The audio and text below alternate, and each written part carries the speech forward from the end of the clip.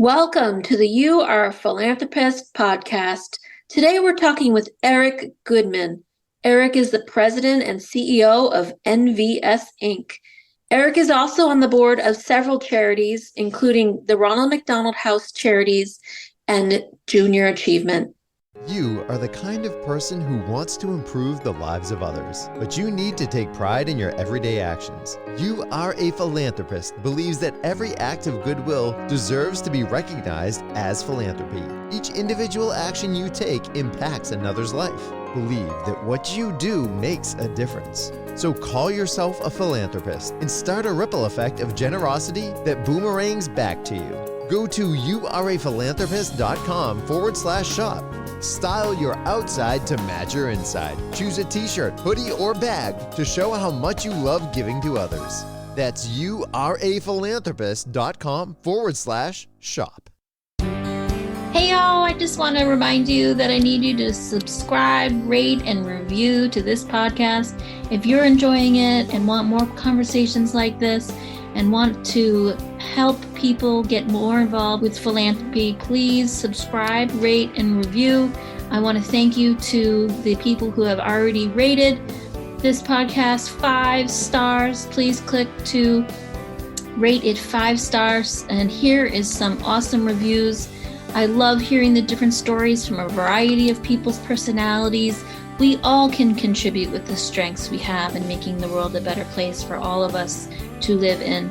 Here's another one. I really enjoy this podcast. It's encouraging to see that I don't have to be a multimillionaire who created a philanthropic foundation to impact people. It's my small gifts of my time and resources that add up. I am a philanthropist. And here's another. There are opportunities all around at an early age to remind us to look out for each other. It's a lifelong journey of seeing the opportunities and acting in them. Thanks for a great reminder. Listeners, please do me a favor, subscribe, rate, and review right now so more people can hear more from us and learn more about philanthropy. Welcome to the You Are a Philanthropist podcast with Jen Klein, a certified fundraising executive and philanthropic entrepreneur. This show is dedicated to empowering and inspiring you to make a difference in your community and our world. Jen believes all acts of kindness matter, and this show is designed to help you take pride in your everyday actions of improving the lives of others and making a change in the world. Now, here's Jen. Eric, welcome to the show. Hi, thank you very much for having me. Eric, I'm so glad we connected. I am so excited to discuss how you started to involve your business in charitable work, because that's an area I have not discussed with my podcast listeners yet. But go ahead, give us some details about how you started to get involved in charity and started to involve your company. Okay, great. Sure, I'd be happy to. So I've always been involved in charities for a very long time, as you mentioned. So this is my 21st year on the board of directors with Ronald McDonald House Charities of Southern California. So personally, I have been involved in charity causes for a long time. My background is I had a life-saving surgery when I was 15 and a half years old and spent about 9 months in a full body cast and a lot of time in and out of the hospital. And so I knew what the kids were going through with their families that were having to constantly be at the hospital and going back and forth, and just what a strain that puts on a family during those difficult times. So that's how I got involved with the Ronald McDonald House and started volunteering with them and donating to them, and then eventually joined the board for a very long 21 years. And then over time, just added some additional boards that I've been on nationally, American Heart Association and Junior Achievements, and then locally some foundation boards for developmentally disabled adults and children, since that's what my business does. And then a few years ago, I was trying to figure out a way to get more of the team involved and more of the community involved with what we were doing. And so I had hired a marketing company that suggested we do some cause marketing to explain, like, why is it we do what we do in the community? I was initially very resistant of that, only because the concern was I didn't want the focus to be on myself or what the company was doing to help others as a way to sell what we do. I wanted it to be more about the causes that we were supporting. So initially I said, no, I'm not so sure if I'm comfortable doing that. Then as I got to talk to other businesses and people in the community, what I found was a lot of the businesses I felt, especially smaller family businesses, they didn't think they had the capacity to really help charities or make big donations or support causes or do things in their community. They would say to me, oh, well, Eric, we can't do that. We can't compete with so-and-so. We don't have that kind of bandwidth. We don't have that money. And I started leveraging our resources we have, big distribution centers, many trucks, lots of employees. And so I started to think, okay, well, how can we use these resources that we already have and that we're already using to help nonprofits? So a couple of years ago, we just started deploying the teams and the assets that we have to support nonprofits in the community, and just started going out to nonprofit organizations and saying, you have needs. Let us know what those needs are, and how can our company help you fill those needs, opposed to it being, a check, a donation. And sometimes nonprofits go to businesses and say, will you donate to our cause? And our name goes up on a slideshow or at a golf tournament or at a gala. There's really no return on investment there. It's basically just you're doing it because it's the right thing to do to help people. But I knew there had to be more than that. There had to be a way that we could support the nonprofits where it was really a partnership. Like, we have needs. Let us help you fill those needs. And in turn, can you help us? What I found was most of the nonprofits that we partnered with, and last year was over 100 nonprofits, they then in turn introduced us to other nonprofits and said, look at Eric's business, look at what they do. They have resources that can help you. You should partner with them. And in turn, it's brought us business as well. So it's been a really good relationship between a for-profit business and a nonprofit business, which really for me has turned out to be kind of my mission, my life's work. That's wonderful. I'm so glad that you involved your business in a more collaborative and relationship-driven way, rather than just sticking your name on a slideshow. Right. And what I found was, for a lot of businesses, and I think charities are starting to realize this, a lot of nonprofits are realizing they're constantly having to find partners, because how a business determines how well their company's doing, the economy, the market segment they're in, different things. But how often, sometimes there's companies that support charities for many, many, many years, like Ronald McDonald House and myself. But then other times, sometimes we just support a charity for 1 year or for one event, and then we can't do it again. And then they have to go all the way back out and start finding all these new partnerships and relationships again with businesses.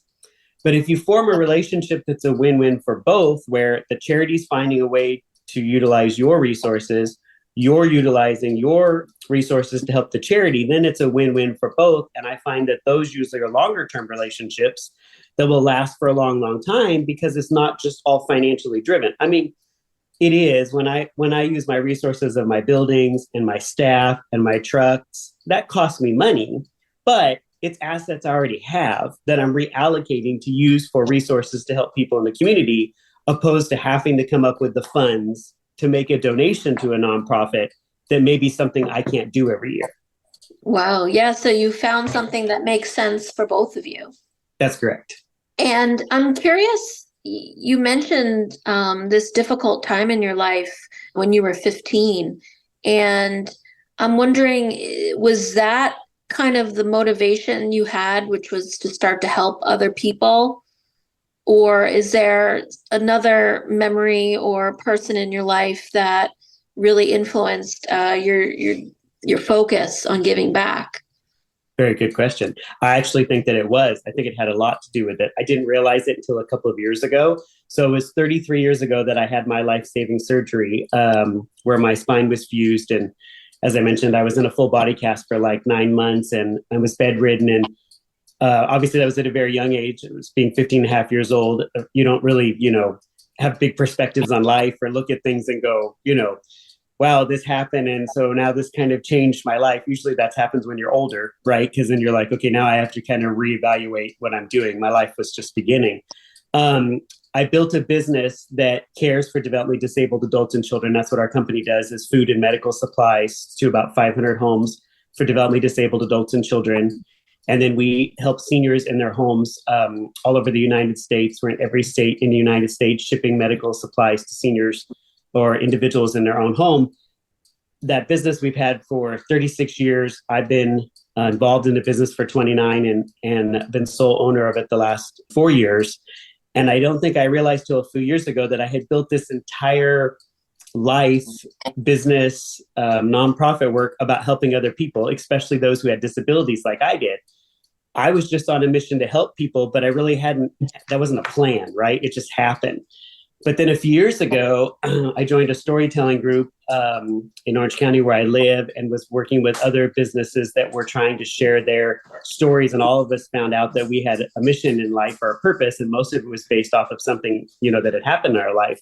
And that's when I realized, I think that situation with my back and what I went through did set my life for what I've done going forward. But I subconsciously did it.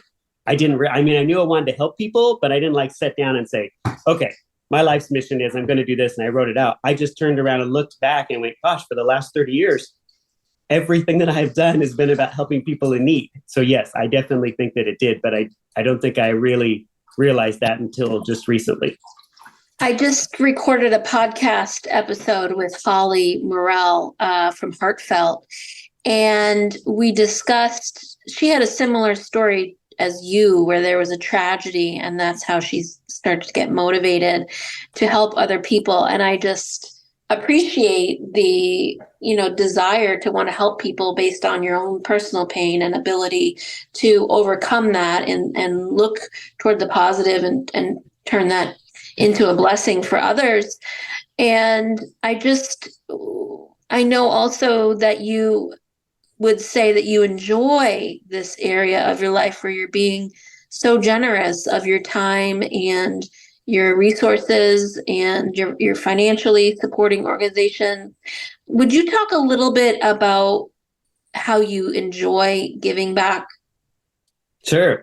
Yeah. People ask me often, a lot of times, because I've been involved in nonprofits for so long, even though my company's a for-profit, but having sat on so many boards for nonprofits, doing nonprofit development, nonprofit fundraising, nonprofit leadership. And it always comes back to, and I find this has been something that's been the same with every single person I know that I have met that does any sort of giving back or nonprofit work, was you have to have passion for what you're doing. If you don't have passion for that cause, then it's just not the same. Anybody can write a check. Anybody can, go down to the food bank and do a one-day thing, go to your church and, do something and you leave. You feel good for, a little bit of time. You're like, oh, that was amazing. I'm happy I was able to help. But they don't really have the passion for it. But then you find a cause that you're passionate about, like mine's helping people with disabilities or people in need. Finding things in the community where I know I can use my resources, whether it be my own or my connections, to help them. That's my passion. I'm fueled by doing that. Every single morning I wake up and I think, oh my gosh, who can I help today? How do I help? What do I do? What do I use? And I go looking for those. I go out every single day and I look for need in the community and in life. And I think, okay, gosh, look at this need. How can I help solve that? And that's my passion. If you don't have a passion for a cause, then like I said, it's still nice, but I just don't think it'll drive and motivate you like it does me. I'm, 20 plus years into doing this, almost 30 years, and I'm still as passionate about it today as I was when I started. Wow. It reminds me of an episode a couple years ago where I interviewed Jason Dobbs-Hire, and he just said he wakes up every morning, gives thanks for another day, and wants to know, all right, how am I going to help people today? Yep, that's exactly it. Yep. And I think part of my mission, a lot of it's faith, obviously, huge faith mission, but I think every single day I get up, as you said, I thank God for what I have and for the businesses and for what's been given to me. And then I say, okay, now how do I use it? Show me how to use it for helping others and what I need to do to make a difference in the community. And then it just always seems to come to me. Amen. I love that. I love that you said it always seems to come to you. It looks like you're open-minded to opportunities. And I think something I wrote about in my book is this idea that we feel limited by our time, by the demands on our life. But if we can overcome that and think, kind of with an abundance mindset and not this scarcity mindset where we don't feel limited by all of the demands of the day and what we're doing, then we have this capacity to give more from our hearts. Yes, absolutely. 100% agree. And I think obviously that's what motivates us to do what we're doing every single day, which especially like on a faith mission or finding a cause that you really want to support or do. I think originally I would go looking for those opportunities. And now it seems like every time I just get up and go out and find it, it just comes and finds me. And then I'm able to help people. And every day it seems like I'll meet somebody and I'm like, wow, I didn't expect this to happen. I didn't know this was going to happen by meeting you or meeting this person or finding out about something. And it always just seems like that door is open. So I just keep that open mind. And I love to say, I tell people all the time when they meet me, it's one of the things that is quoted in my business. And people say to me, I always say, the more people I meet, the more people I can help. And the only reason is because if I don't meet that person and they don't introduce me to some other cause or some other thing that's going on, I'll never have that opportunity to help them. But it's amazing when I meet new people in my life, it always seems like that opens the door to help somebody else. I love that you have a huge smile on your face this whole time we're talking. And I can tell that you're just a happy guy because you are so generous. Yeah. And it's the mindset, right? Like if I have negative mindset or if I'm negative about things that happen, and this is what's going to come on me is the negativity. But if I just stay positive and I'm always happy, which I try to be, and I don't let other things influence that. And not every day is amazing, but you make it what you want it to be. So I'm just set that I'm going to make every day amazing, and then I'm going to do what I can to help others. That's beautiful. And I'm curious what your greatest achievement has been. So, we all search for purpose in life. And it's interesting when people ask you, which they do often a lot, when you get to a certain place in your life where you own a business or you're, heavily involved in the community, do stuff is, how do you define success or what makes somebody successful? When I was younger, before I had my faith, I was pretty confident that my purpose in life was to raise my kids and make them good, responsible adults that contributed to the community. That was my goal. Then my kids grew up and they became good, responsible adults in the community. So then you're like, okay, well, what do you do? What do you do now? Now you've raised your kids and your family and you're in that next stage. What do you do? So then I realized my purpose in life or my mission is to help other people. I think that's why I was put on this earth. I think that's why I've been given what I've been given. I think that's why I have the companies and I have the resources and I have the connections. I think I'm supposed to use that to help more people in the community. So in the last few years for me, defining success is finding out how many people I can help. And the more people I help, I feel like makes me more successful. So I define my success and my purpose in life based on the amount of people in the community that I'm able to help. I love that. I'm curious, are you able to quantify that, or is it a qualitative? No, and sometimes, you don't think about making a big impact or what you can do. Like sometimes people will say like, I only helped one person, or it was a small organization, or it was a little amount, it was a school thing, it was that. And you don't really put into quantification or know about how big the impact was that you make. And I think sometimes we'll never know that. But like just last night, I was at an event last night. My company was nominated for an award. It was a fairly large award in our area. It was for the Family Business Hall of Fame. We were nominated to be inducted into the Hall of Fame. We didn't win the award, but that's okay. I was fine with that. But at the end of the awards event, a student that goes to one of the local colleges where I sit on the board came up to me at the end of the event. And he introduced himself, which I remembered. I met him at when I'd been speaking at the college before. And he came up to me and said, I'm in my senior year in college. It's really difficult. I'm in final studies. I'm trying to figure out what I'm going to do with my life. And he's like, today was really hard and I was struggling. And he's like, and then I follow you on LinkedIn. I saw, how positive you are, the things that you say and do. And he said, you motivate me every single day to keep going and to do what I'm doing in life and to help others. So then, that's when it touches me that, okay, I'm touching his life. He's touching someone else's life. They're touching somebody else's life. And that ripple effect of the positive energy that I've given to him, that he's given to others, the impact that we're making is actually huge. But that's really only one person. I don't know how many other people's life I've touched or affected the same way. They may never tell me. I may never know. They may never share that. He was willing to come up and share it with me. But to know, I left that event, and I drove home and I thought to myself, like, that's only one person, but that one person's life that I'm making an effect on, and I'm helping him every single day, that's enough. Right? I'm fulfilling my mission. I'm doing what I'm supposed to be doing. And my guess is the ripple effect is large. And that as he gets older and grows and as things in our lives come, my guess is that there'll be many, many, many people touched by him and others. And I'm blessed that I'm able to be a motivation for him in his life. Wow, that's beautiful. I know we're connected through one of my former podcast guests, Mark Chamberlain, and we're connected on LinkedIn as well.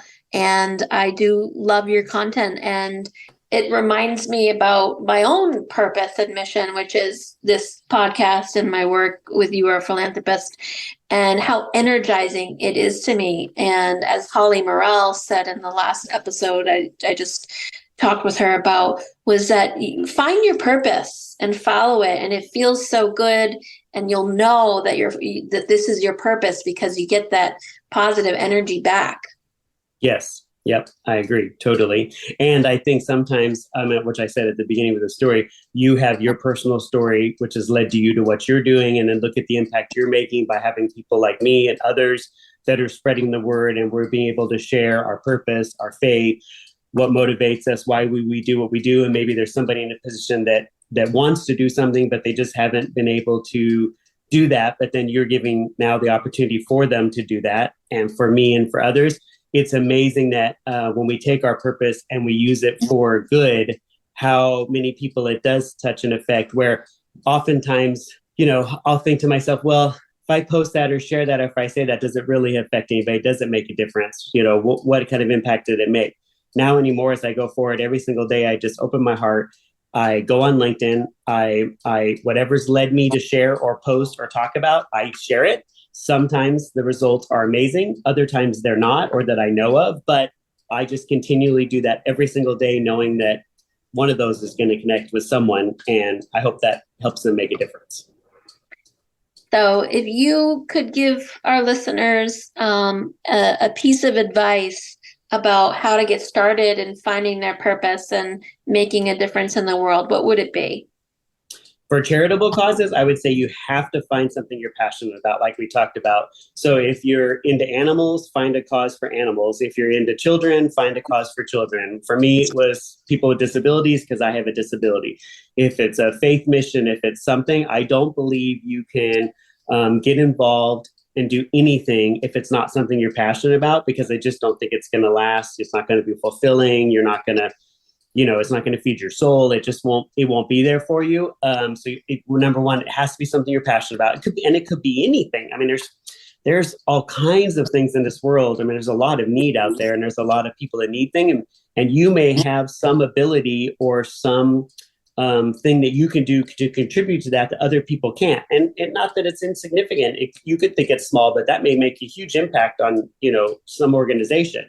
That would be my first thing. And then my second thing would be, when you find a cause that you want to get involved in, or you want to be passionate about helping somebody, you have to make sure that they align with your values. So I have values that I've set for myself and for my company, and I live by those values. Our values are caring, dependable, and honest. So I want everyone that surrounds me in my life to have those values. My customers, my employees, my vendors, people I associate myself with, friends, colleagues. So if you are going to get involved with an organization, I think you have to make sure that your values and their values align, because if they do, obviously you're going to be able to fulfill their mission. If your values don't align, then the problem is then it's going to be hard for you to be motivated to do things if your values don't align, right? So for me, I take those values, I put those first and foremost in place, and then everything else goes and follows those values I have, including the nonprofits that I work with.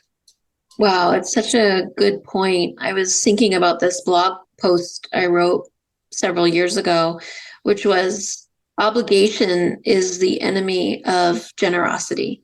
Mm. And just this idea that if you feel obligated to give, there's this kind of restriction on your capacity to really grow and thrive and be generous. And so I always encourage people who want to get started in nonprofit work to not limit themselves to, someone asking them for a donation that for a nonprofit that you might value what they do, but like you said, it maybe doesn't align entirely with your passion and your interests and your values. Yes, absolutely. And I think sometimes that's the problem with thinking you're getting involved with a cause because it's a good cause. It's like I said, it's nice and it's good. And I think everybody should do something. But if it's not a cause that aligns with your values or your beliefs, then I don't think you can fulfill their mission. So I think they maybe sometimes, and it could be like we talked about for the businesses, even for individuals, it could be you could get aligned with a cause. You don't find that your values connect. And then you're discouraged because then it didn't turn out to be what you thought it was going to be. You're like, you went in thinking, that's happened to my wife and I. We've been to our church and we'll go to something and think, okay, we're going to volunteer and we're going to spend the whole day doing this. It's going to be amazing. And we're ready to go. And we get there and there's 1,500 people. And they go, well, we have so many people. We don't really have anything for you to do. We're like, oh, okay. Because we were ready to go. We wanted to help, but there was nothing for us to do. But then if we found something that was aligned or did do it and we go, and even if there's only 3 of us, but it's our mission, obviously we can make a huge impact because we're just going to be so lifted in that mission and just love it that it's just going to, turn into be something. So I think even on an individual basis, you just have to make sure, I would say your faith and your values align. So that way you make sure when you show up that you get a good experience too. So then you're able to continue to give to them and, support them. One thing I really value about what you just said was also about the credit you give your wife and the partnership that you have to be able to give back in shared missions. And maybe you each both have your own individual nonprofits you value as well.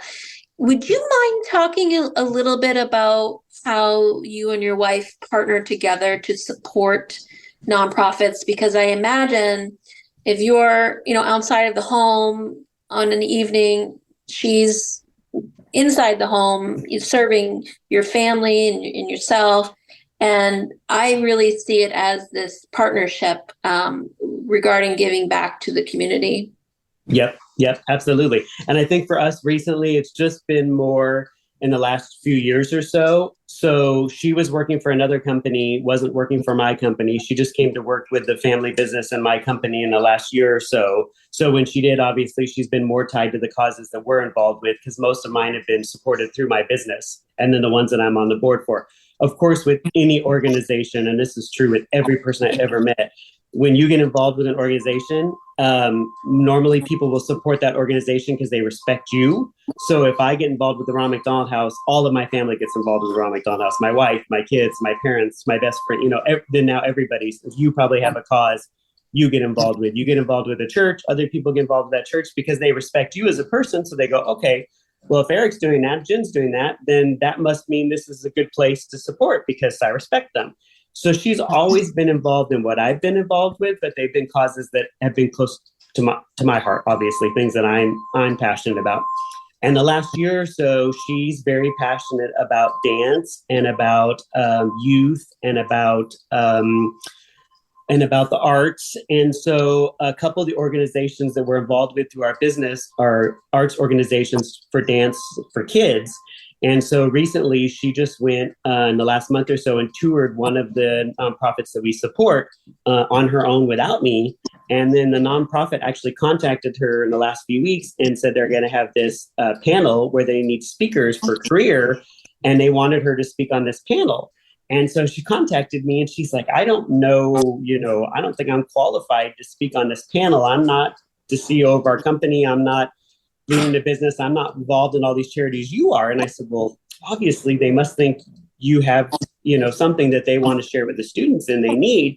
And as we talked about it, we realized that she went to a trade school to get a degree in a certain field to learn something, and the organization for their career want to talk to kids not only about four-year college, but about trade schools. And she has knowledge in that. And so that's, why they want her to speak. And so now she's going to speak with that group. And so it kind of merged charities together, where it's somebody I've been supporting for a while. She's been supporting through me, but now they actually contacted her, not me, and said, hey, will you speak at this event? So that was exciting, because now she's excited about it and, doing her thing. It's something we do together. But see, it goes back to, it's the mission and the cause and the passion. It's something she's interested in. Had it been one of my charities that necessarily wasn't something she's passionate about, she would support it, because I do, but she wouldn't have the same energy that she has now, because dance is something that she loves and the kids is something she loves. So now she's really excited about doing this. Oh, that's beautiful. I love that story. I wasn't planning on going there, but I did record an episode with Dr. Ashley Blackington on her podcast, and both. And we discussed this, need for kind of couples to be on board with the community work and the homework, and needing to be on the same page, but also, like you said, have your passions, separate passions. So I love that you just shared that. Thank you so much. Yeah, absolutely. And one small other little point, she did mention to me when we were talking on the phone this week, she'd said to me, like, what do you think I should talk about, or what should I put, or what do they want to know? The bio and the speech and the thing and all of that. And I said, well, about the businesses and about what we do. And she said, well, I don't do that. You do all that. And I said, no, but I do that, but I couldn't do that without you. Like, she's my support system. She's the one that's behind me. She's the one I talk to every night. She's the one that gives me guidance. And I told her, I said, I wouldn't be the CEO of these companies, and we wouldn't be in the position if it wasn't for you. So you need to share that you have the businesses and you have the companies, and that you're involved in support, and that, a lot of what we do is because of you. And she said, wow, you're right, it is. But that wasn't how she was looking at it, right? But without her would be nothing. Wow. Yeah, you just blessed me by sharing that, because it is difficult as, sometimes whoever it could be in the relationship, but if you're the supporting role, it might not feel like you're making as much of an impact, especially if it's homework, where usually a woman is responsible for, right. Stereotypically. Right, understand. That's what I was trying to explain to her, was without her doing everything she does for the family and for the businesses, and to support me and all the causes that we support as a business and as a couple, we wouldn't be able to do it. So therefore, all of it happens because of her, and her doing it with me, opposed to her seeing it as me being the one doing it, and she's busy doing all this other stuff. Well, none of it would happen if she wasn't doing that. Wow. Thank you for sharing that. And I want to think about, and I'm curious about what you would say your vision is to make the world a better place. I really feel like, for me, and it's just been in the last few years, that I've become so much stronger in my faith, and have been leading my business and my life more with my faith, is I know my purpose in life is to build the kingdom. And I know that I'm having to do that through helping people while I'm here on earth, and making a difference in the community and the lives of others. So, when you have all these different phases in your life, and everybody goes through it, and it's just natural, and it's just the way things go. But, when you're younger, starting out, you're building a career, your focus is on being successful, you're building a family, you have kids, your focus is on the kids. And then you get to that midpoint in your life where whatever you define successful, where you do become successful, or you do have a career, and you do have a job, and you do have a family, and then your life is dominated with that, because it leaves very little time for anything else when you have a spouse and you have kids, especially with activities, and then you get into this third part of your life, where I'm at now, where the kids are grown, the kids are moved out, the business is functioning, and you have a place then to decide, well, what are you going to do? What are you going to do with your time? What are you going to do with your resources? And what's your mission? And my mission, I think, is to build the kingdom. And through doing that, it's going to be making a difference in my community and supporting people around me. And that, well, obviously gives me the sense of purpose, but it also gives me the sense that I know when I leave here that I feel like what my calling was to do will have been fulfilled, and that when I go on, I won't have any regrets, or I will feel like I accomplished everything I wanted to do, even if it was small. It's a low impact. At least I know what my mission is, and I believe I know what my purpose is here. That's beautiful. Something I think about and what we talk about in fundraising circles is leaving a legacy. Do you ever think about the legacy you're going to leave either to your family or, when you pass and go into heaven? And do you ever think about the legacy you've given on earth? Yeah, I mean, I have, and what people often ask me what the legacy is, or what do I want to be remembered for? I don't think it's so much now in my life with my faith. I don't think it's so much me, Eric Goodman, as a person. I think that's different maybe when you're younger, or when you're still, not solely maybe so vested in your faith as I am, and what your purpose on earth is or what your mission is. For me, I have a company foundation that I've set up that I want to build to be my second chapter of my life, where when I'm able to pass the business on to my kids or to sell the business, that foundation that supports charities would be what I do as my daily role and my passion and my love. And that obviously that's what I would invest in. I'm hoping that someday when I'm gone, my legacy won't be about me as a person. It will be more about what we did to impact the community and to help others through the foundation, whether that be the business or just whoever's involved in the foundation and did it. But I don't want it to be my legacy. I want it to be the legacy of the foundation for everyone. I'm not so concerned about what's left on my name. I'm more concerned about what impact we made and how we helped other people. That's beautiful. Is there anything else we didn't discuss that you want to leave advice to my listeners about? I think the only thing I would say, just in general, with my experience in nonprofits and in business, owning and having two businesses, one that's 36 years old, one that's 37 years old, being an entrepreneur most of my life, and being involved in charities for a lot of my life, would be it's not easy. It's not always easy. It can be very, very difficult sometimes, and can really test your faith, and it can be overwhelming, and it can be hard, and it's you look at people like myself or others that you talk to, and you think, oh man, they've got it made. They have a successful business. They go to their church. They support these charities. They do that. It's not easy, and we don't want to say that it is, because then it gives people that false sense of hope that, like, I'm just going to do this and it's going to be super easy, and it just make this ginormous impact. It's going to be really hard. I just will be honest and upfront with people and say it's going to be hard. It's going to be really tough. So never give up. Never let someone tell you can't do something. And my favorite quote of all time, and one that I use often with everyone, especially when I'm mentoring in the schools or at the colleges, I always say success is the best revenge.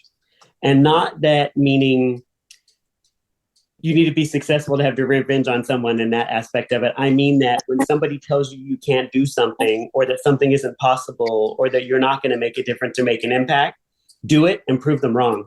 And then you will be successful, and don't worry about what they're doing. Worry about what you did and the impact you made. And it won't be easy. It will be hard, but the end result will be amazing, and you'll be able to get through it. I just want anybody to think it's just going to be, start this little thing and it just takes off, and it's easy. It's not nonprofit or business. But just be committed to, no matter what anybody tells you can do it. You can make it happen if you have faith, and in the end, the success will be what you'll have to show for that. Whether it be monetary, or, like for me, it's not the money. When I'm saying success, it's about who we've helped. That's how I measure it. But I can tell you the amount of people that I know that I've touched or helped. To me, I feel abundantly successful because I know the impact I've made, and the people that the student that came up and talked to me the other night. Clearly that to me made me feel extremely successful. I think that's so important, and it's not something I've done very often in the past, which is talk about the challenges, because I don't want to intimidate people with the challenges that's involved with founding a nonprofit or, being an active volunteer. And is there a challenge that you overcame that you would be willing to share with our listeners, just to give as an example? But is there never not a challenge? Every day is a challenge. Obviously, in my personal life, my disability, right? That was a huge challenge, and it felt like when you're faithful, you're obviously going to get challenged more than people who aren't faithful, because obviously the enemy is going to not want you to be successful. So there's going to be every opportunity for when you are trying to share the word, or you're trying to do good in the community, or you're trying to help nonprofits, or you're trying to make the world a better place. Obviously, you're just going to have all these obstacles that are just going to keep coming at you, because they want to keep you from being successful and accomplishing that mission. So I think as we become stronger in our faith, it gets even harder. It's way harder. Luckily, we're equipped to be able to handle that. So we know that that's what it is, and it's not like we're failing. So my disabilities was huge. I was born disabled. I had leg braces when I was a little kid. Then I had to have the back surgery and have my back fused. I had dyslexia. There was just multiple things that were at me that would have been obstacles that I shouldn't have been able to overcome to be where I'm at today, but I did. So those would have been personal obstacles. And then in business, entrepreneurship is it's hard because, there's financial challenges, there's people challenges, there's economy challenges, there's natural disaster. I mean, there's all kinds of things that happen in life that are setbacks. I just had somebody yesterday that I was talking to, and something we were working on isn't going as planned. And they said, how is it you're so positive, and how is it you're still smiling and you're so happy when we're talking about this, and this could be devastating? And I said, you know what? This wasn't God's path. He has a different route for us to go. I don't know what it is, but we're going to take a different way and we're going to do it. But that's what he's telling us. So I have to just accept it, and I have to just be, I have to be thankful, and I have to move on. And they're like, I don't know how you do that. And I'm like, because I have faith. So those challenges that come our way, and they happen all the time, even to successful businesses, you just have to continue to have the faith and stick with it. And you just have to be able to not let those things get you down. Because if you did, you just go down this rabbit hole, and then you get so far down and you get depressed and you get anxiety, and you let those things in life get to you. And then all of a sudden you can't perform. And I tell people in my business, and people that I meet all the time, I tell them, like, however I'm performing is how my entire team performs. If I come into the office or come to a nonprofit event or come to a function and I'm not smiling and happy and uplifting, that's how everybody else is going to be, right? They're going to look to me and they're going to say, well, Eric is upset and he's depressed and he's thinking, and then everybody's mood's just going to be with mine. I'm going to be the barometer for everyone in my organization, the people that I lead. But if I come in and I'm positive and I'm happy and I say, we'll figure it out, we'll get through it, we'll work it out, this isn't the end of the world, there's bigger things in this, we'll make it happen. Everybody around me, they do the same. And then we all lift each other up and we move on. So that's why I smile every single day. That's why I'm happy. That's why I'm positive. I don't look at the negativity, because if you do, it's just going to affect everyone around you. And then your whole nonprofit or business is going to be affected negatively, and nobody wants that. You want to just be positive. Maybe some people, they listen to this, they hear, I'm not trying to not motivate somebody to do something. I'm trying to tell them it's going to be hard. I don't want to lie to you and say it's not going to be. Entrepreneurship or nonprofits especially is hard work. And sometimes it's a thankless task, but that you can do it and you can be successful and you can make a difference in the world. You just have to keep pushing forward. This is a podcast episode I'm going to tune back into many times. You've given us so much wisdom. I just love how you overcame such a challenge at such a young age, and how your faith propelled you to where you are today.